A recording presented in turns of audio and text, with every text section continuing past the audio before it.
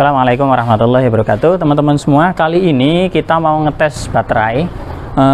Kita tes agak ekstrim. Baterainya 72 volt 22 Ah, LiFePO 4 24S 1P menggunakan sel silindrikal 22 Ah. Sel lontong orang menyebutnya, tetapi kita gunakan sel lontong yang baru, sel silindrikal new.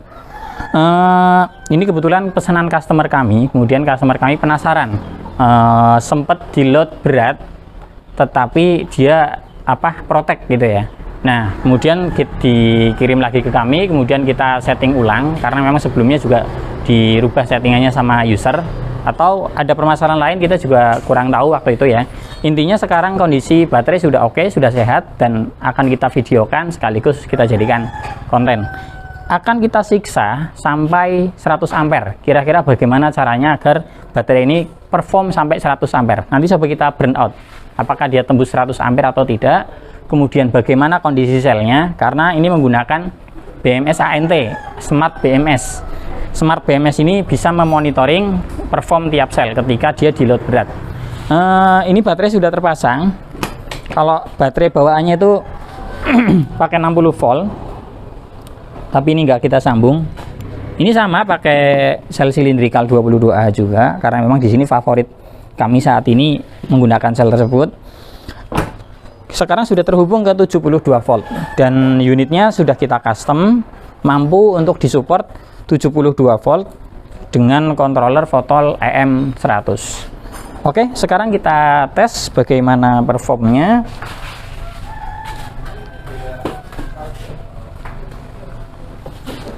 Kita cari tempat untuk bisa kita tabrakan ke tembok saja ya. Langsung kita gunakan gigi 3. Tapi sebelumnya mau saya record dulu display di sini.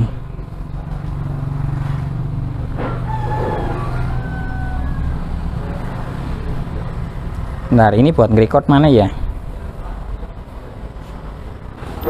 Oke, ini aplikasi sudah connect. Kita record dulu di sini. Oke, record sudah on.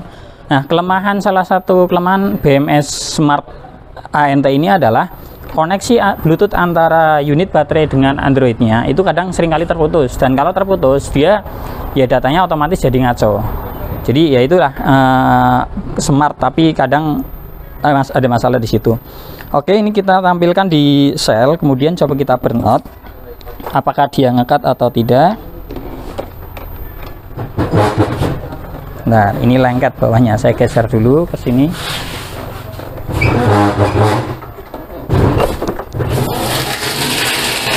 Oke. Tembus. Arusnya tidak terbaca. Oke. Sayangnya di sini tidak terbaca untuk arusnya. Karena apa? Karena koneksinya putus. Koneksi Bluetoothnya putus. Ini saya stop aja nih. Nanti saya tampilkan di layar. Tetapi arus di sini tadi muncul sampai 100 ampere. Atau gini aja. Kameranya nanti coba diarahkan ke arus sini. Nah, layar ini. Saya ulangi lagi, saya burn out lagi. Cuman kalau sudah pernah di burn out begini, biasanya bannya jadi lengket, jadi semakin sulit nanti di burnout. Coba ya, nanti masih bisa nggak? Ini fokus ke sini nih, dia arusnya kelihatan di layar.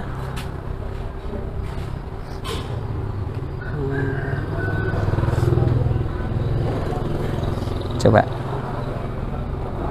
Nah, kita fokus ke situ. Oke, sudah lengket bannya sudah lengket. Oke, tapi saya rasa cukup lah. Intinya tadi ketika burnout itu di sini tembus 100 ampere, tetapi di BMS ANT-nya dia tembus lebih dari 100 ampere, sekitar 110. Maka kalau di BMS ANT-nya tadi di set defaultnya itu 100, maka dia pasti ngekat. Nah, maka harus kita naikkan dulu settingan di 110. Kemudian proteksi tahap keduanya itu 120 karena ada 2 tahap proteksi. Nah, ini sambil nunggu kering bentar. Ini kalau habis di burn out, bannya lengket dan dia sudah berat. Kita coba sekali lagi deh. Kita coba sekali lagi sambil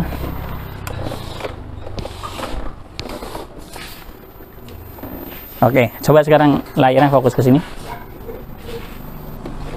Karena tadi mau menunjukkan di layar HP-nya koneksinya putus terus.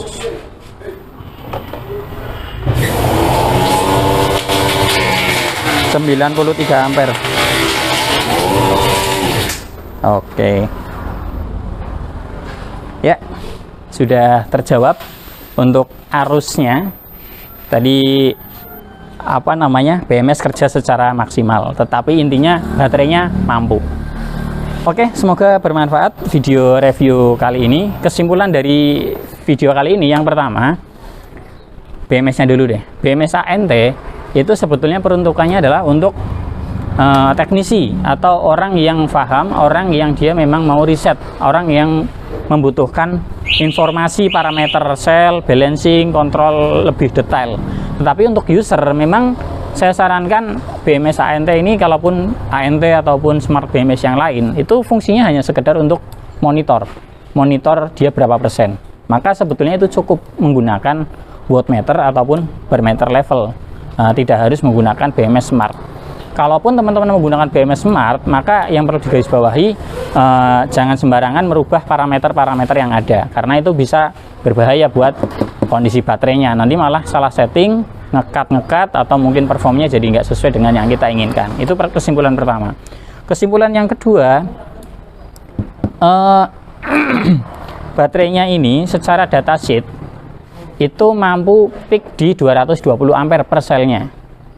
Kalau di peak 220 ampere tentu bisa, tapi panas. Sedangkan tadi kita peak sekitar 100 amperan, artinya itu berapa? 5C ya. 5C masih mampu dan ngayun tegangannya itu tidak terlalu ekstrim. Masih batas wajar lah. Jadi selnya mampu sampai 100 ampere. Tetapi tetap kami sarankan untuk jangka panjang, karena cuma 22 Ah, ya mainkan aman di sekitar 60-an ampere saja. 60 ampere, 80 ampere. Lagian kan tembus 100 ampere itu bakal jarang kejadian. Kemarin saya coba tanjakan ekstrim pakai unit ini, baterainya juga lontong juga, tapi yang di dalam yang 60 volt itu tanjakan paling ekstrim itu nggak sampai, ya sekitar 60-an ampere lah. 60 ampere pun hanya 0, sekian detik. Itu kesimpulan kedua. Kemudian ya kesimpulan terakhir, apapun customnya harus memperhatikan kemampuan baterai, kemampuan motor, dan berbagai macam lainnya. Artinya harus berimbang dalam mengupgrade motor listrik. Baik, itu dari saya, semoga bermanfaat. Mohon maaf jika ada salah. Semoga ini menjawab beberapa pertanyaan yang di konten sebelumnya sempat ditanyakan. Dari saya sekian. Wassalamualaikum warahmatullahi wabarakatuh.